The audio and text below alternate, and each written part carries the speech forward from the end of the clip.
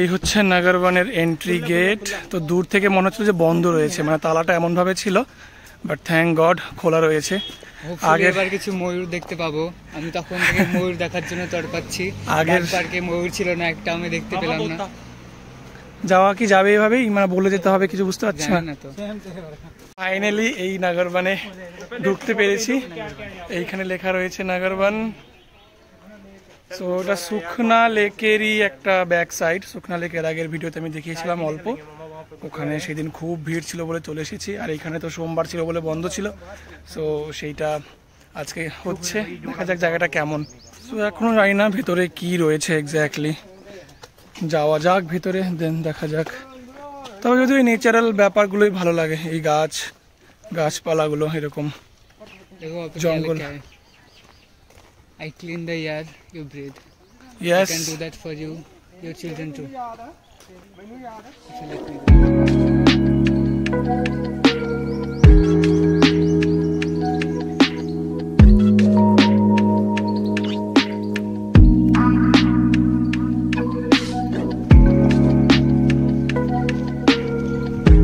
This place is so beautiful.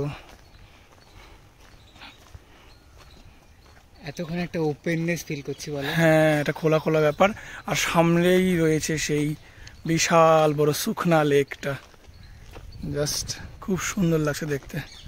সন্ধেবেলা এলে পরে আরো ভালো লাগতো। এখানে একটা ময়ূর দেখতে পেয়েছি, ক্যামেরায় অত ভালো দেখা যাবে না হয়তো। এই যে পালাচ্ছে আমাদের দেখেই। ওরে বাবা, খুব ধীর পায়ে পালিয়ে গেল আমাদের দেখে। दो है क्या उधर? हाँ हाँ, भाग रहा है। हो गए। এটা খুবই বড় আর চকচক চকচক করছে রোদে একদম। আই উইশ আমার ফোনের ক্যামেরাটা একটু ভালো হতো।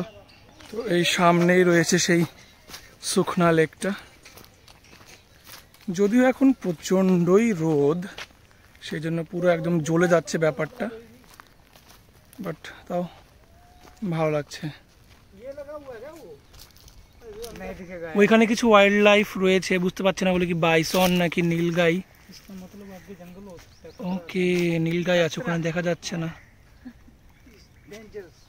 যেহেতু এখানে নীলগাই দেখতে পেলাম আর হরিণও রয়েছে, কারণ রাস্তাতে ডিয়ার ক্রসিং সাইন দেখেছিলাম এর আগে।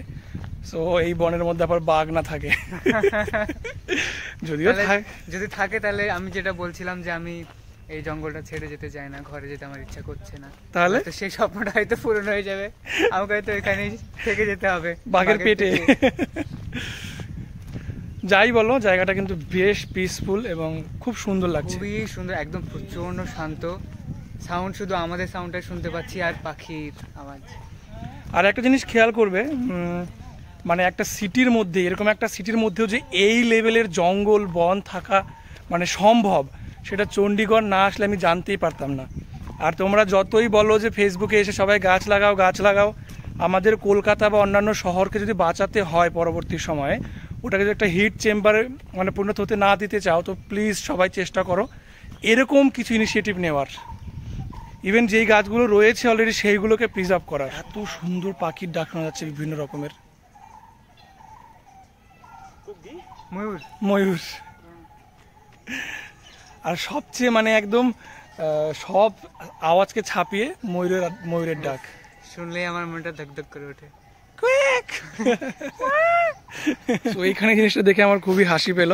একটা গাছকে কেটে সেটার একটা পিস দিয়ে লিখে রেখেছে save trees and save the planet, meme of the year. সামনে অনেকগুলো হরিণ দেখতে পাচ্ছি, আর একটা ময়ূর এত সুন্দর পোজ দিয়ে বসে আছে, মোবাইলে দেখা যাচ্ছে না ভালো করে।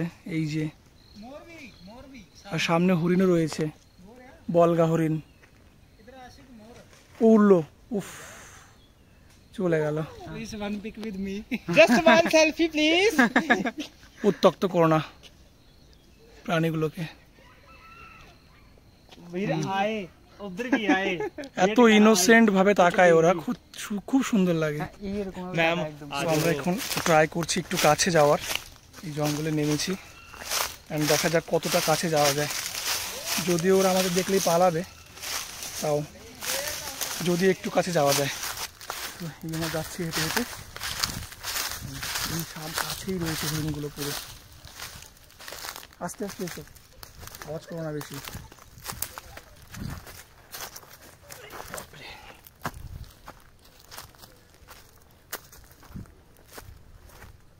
এই সামনেই রয়েছে, ওরা জল খাচ্ছে জলের মধ্যে নেমে। আর এই সামনেই ময়ূর পালালো আমাদের দেখে, ওই দেখো। এ বাবা, খুব থেমে গেছে আমাদের দেখে, দৌড়ে পালাচ্ছিল। এক ঝাঁক বলগা হরিণ, এত কাছ থেকে ন্যাচারাল হ্যাবিটাটে কখনো দেখিনি হরিণ আমি। কি দারুণ লাগছে দেখতে ওদের। ওদের তাকানোটা এত ইনোসেন্ট আর এত কিউরিয়াস, আমাদের দিকে তাকিয়ে রয়েছে চুপ একদম, মানে থ মেরে দাঁড়িয়ে সবাই। ওরা জাস্ট ভাবছে যে আমরা কি করছি। হ্যাঁ, ওইখানে একটা আছে যেটার মাথাতে পুরো ইয়ে রয়েছে, দেখো শিং রয়েছে। হ্যাঁ, ওইখানে একটা আছে।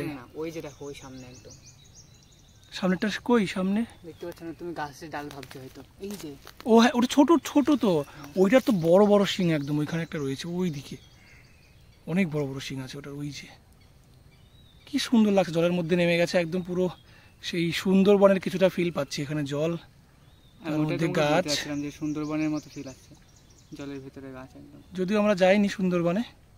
এই যে এইভাবে দেখা এত কাছ থেকে হরিণগুলোকে, অনবদ্য লাগছে একদম। তাও ন্যাচারাল হ্যাবিটাটে, নট কোনো মানে কেজের মধ্যে, জু নয়, একদম পুরো ন্যাচারাল। কি সুন্দর লাগছে দেখতে। আর শুধু এই বাঁশবনটা খুব সুন্দর লাগছে এই নাগরবনের মধ্যে।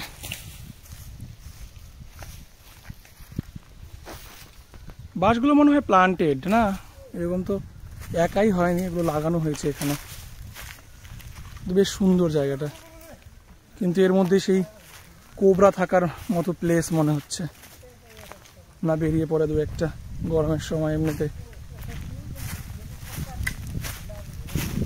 আর সামনেই শুকনা লেক, যদিও আমরা ভুল টাইমে এসেছি, জল ছেলে শুকনা লেক একদম রোদে।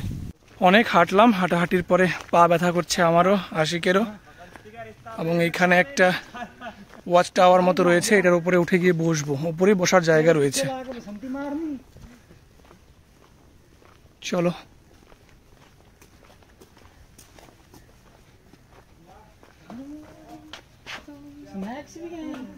स्नैक्स ओके, कोबरा तो नहीं है ना इसमें, इस जंगल में। এখানে এই যে বনে যা যা আছে তার একটা ডেসক্রিপশন দেওয়া আছে এখানে, সরি ডেসক্রিপশন নয়, ক্যাটালগ।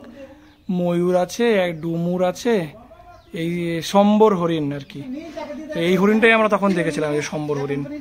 আর ওই কি ফুল আছে এখানে, আর কোবরাও নাকি আছে, বাপরে এই আমি দেখতে চাই না এই বনের মধ্যে।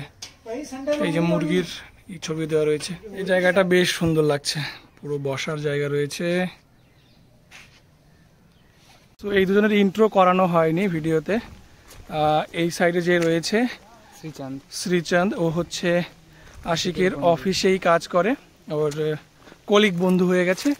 আর এর নাম হচ্ছে করণ, ও হচ্ছে শ্রীচাঁদের বন্ধু। সো আজকেই আমার ওদের সঙ্গে প্রথম পরিচয় হলো।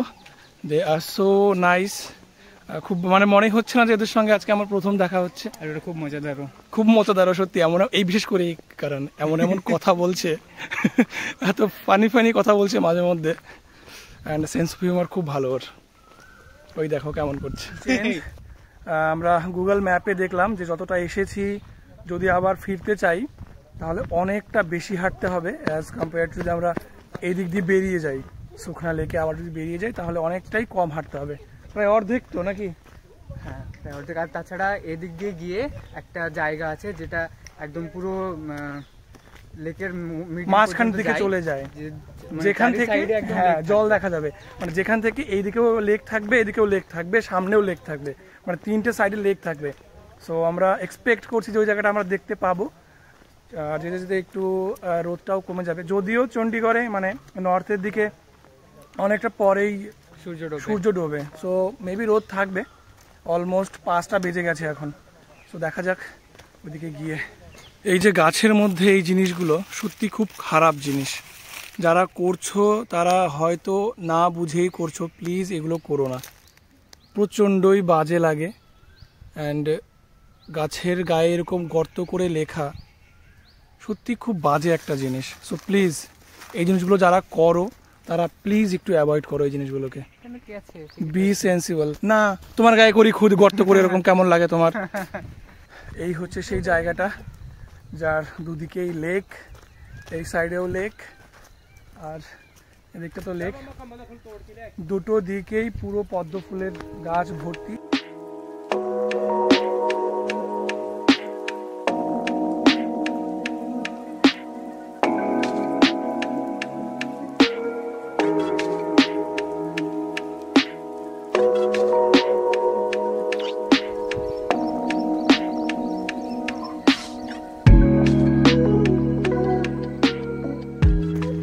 সো আমরা অলমোস্ট চলে এসেছি জায়গাটাতে।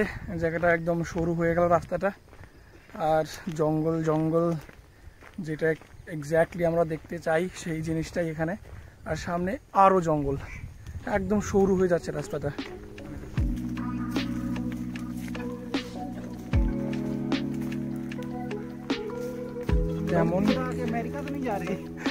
अमेरिका ही लग रहा है कि जा रहे हैं, सामने ऐसा कुछ होगा नहीं आई गेस।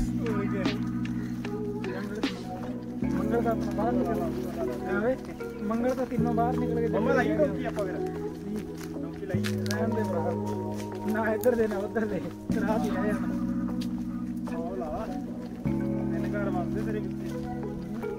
ফিনিশ। এটাই ছিল, এটা তো লাভার্স পয়েন্ট মনে হচ্ছে, ভিউ পয়েন্ট তো না। এ বাবা,